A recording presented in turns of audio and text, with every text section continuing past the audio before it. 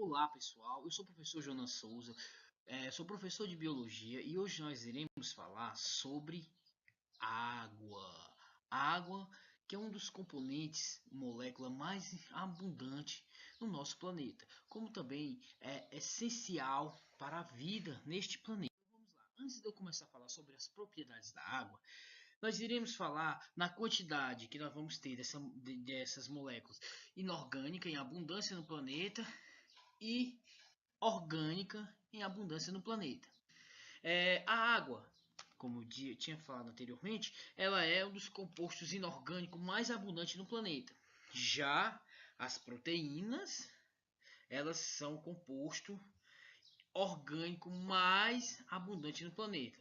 Então, resumindo, a água é o composto inorgânico mais abundante no planeta, enquanto as proteínas é o componente orgânico mais abundante no planeta.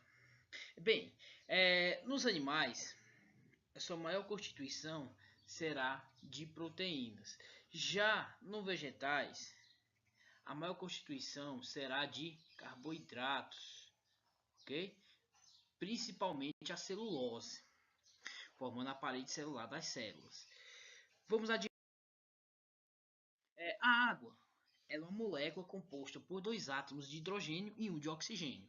Ele é o composto mais abundante nos seres vivos, assim como no planeta, certo? Então, cerca de 75 a 80% do peso corporal dos seres vivos é devido à quantidade de água que tem nesse organismo.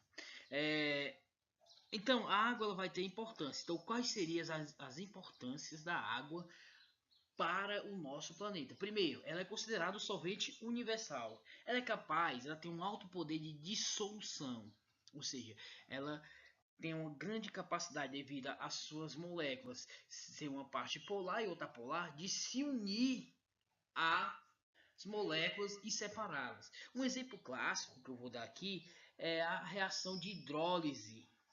Certo? Essa reação de hidrólise, aqui eu vou ter um exemplo da sacarose, que ela é um disacarídeo, certo? Ela junto com a água e a sacarase, que é uma enzima, certo? Ela quebra essa molécula de sacarose, transformando ela em glicose e frutose, certo? Então aqui, ó, sacarose vai ser quebrada e transformada em uma molécula de glicose e outra de frutose. Aí vamos ter no caso aqui a sacarase, que ela é um enzima que eu já tinha falado anteriormente, ela vai sobrar também aqui na reação, ela não vai sofrer nenhuma modificação.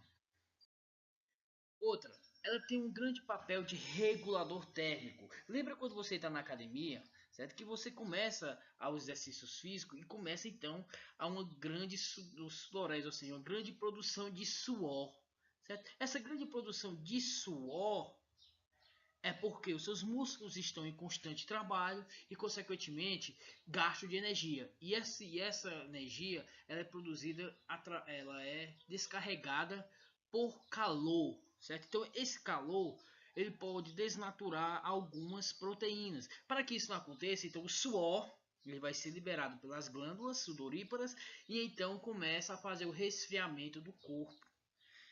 Outro papel importante da água é no transporte de substâncias, como alimentos, quando você come, gases respiratórios na corrente sanguínea, as excretas na produção da urina e na seiva das plantas, principalmente na questão da nutrição da planta. Outra função lubrificante.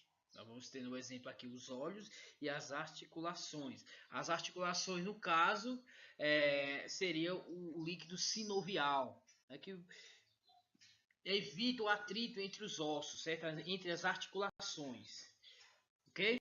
Então, continuando. Ela vai também atuar no equilíbrio osmótico, ou seja, vai manter a quantidade de soluto e solvente balanceada, certo? Chamado de homeostase, ou seja, em equilíbrio dentro das células. Outra coisa importante falar sobre a água são os fatores que influenciam a quantidade de água no organismo. Já vamos ter primeiro a idade, certo? Então, quanto mais velho, o exemplo aqui nos humanos, quanto mais velho for ficando a espécie, menos água vai ter em seu corpo. Por exemplo, o idoso aqui vai ter só 60% de água. vai modificar também, que vai influenciar a questão da espécie. Por exemplo, um humano adulto, 70% é de água, porém, a água viva, só 98% dela é formada por água. Já na semente, só 15% dela é feita por água. Outra coisa é a atividade metabólica dos tecidos. Os dois exemplos aqui que temos aqui, os primeiros, vamos falar sobre o encéfalo, certo? No sistema nervoso, certo? Então, ele há uma alta taxa metabólica, porque o sistema nervoso ele é que vai controlar todos os impulsos nervosos e tudo que você sente e que faz, certo? E os músculos, certo? Que também é um grande gasto de energia, certo? É uma alta taxa metabólica. Portanto, tanto o encéfalo quanto os músculos, 80% de toda essa ação enzimática, essa atividade metabólica, vai ser devido à água. Vamos lá para a primeira questão. Certo? Aí a primeira questão diz: um ser humano adulto tem 40 a 60% de sua massa corporal constituída por água. A maior parte dessa água encontra-se localizada aonde? Bem, então vamos lá: líquido linfático, nas secreções glandulares e intestinais, na saliva e no plasma sanguíneo. Bem, pessoal, o meio onde vai ter a maior quantidade de água vai ser no meio intracelular. Lembra-te que a célula é formada 98% por água. Questão 2. A taxa de água em um organismo pode variar de acordo com alguns fatores. São eles. Aí vamos lembrar lá que a gente viu. Vamos ter a espécie,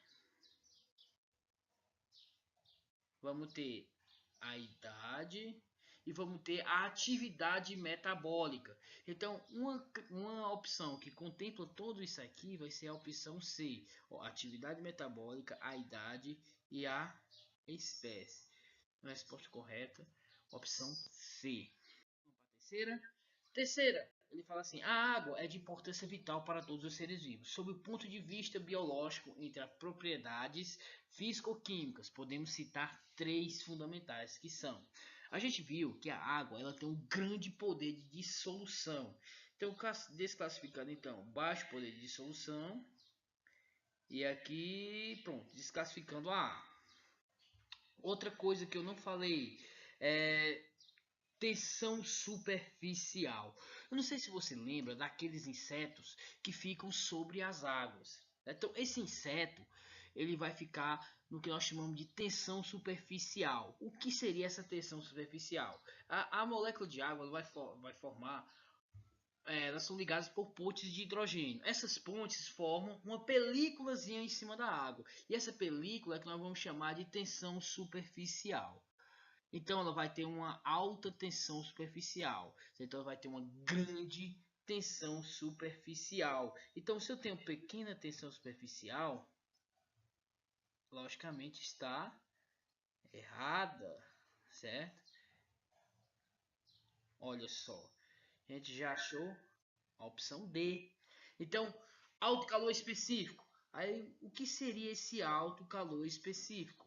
Pronto, a água ela vai ter um alto calor específico, ou seja, para ela sair do estado líquido para o estado gasoso, que no nosso caso seria de 100 graus Celsius ao nível do mar, certo? Então seria essa o alto calor específico. A quantidade da temperatura suficiente para que essa água ela evapore, certo? Então isso é importante porque imagina só, se os organismos, se a água, por exemplo, ela evaporasse a 32 graus Celsius, era impossível nós termos água no nosso corpo.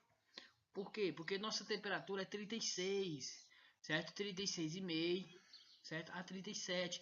Então, a 32 essa água evaporaria e então não seria útil para nós, certo? E ela também, como ela tem um alto calor específico, também para ela entrar em estado de solidificação, ela vai ter que diminuir de zero, certo? Então chegar a 0 graus Celsius para que aconteça a solidificação. E então, vou mostrar as referências. A referência que eu usei para fazer essa vídeo aula foi Sônia Lopes, certo? Do primeiro ano, ok? O livro Bio 1,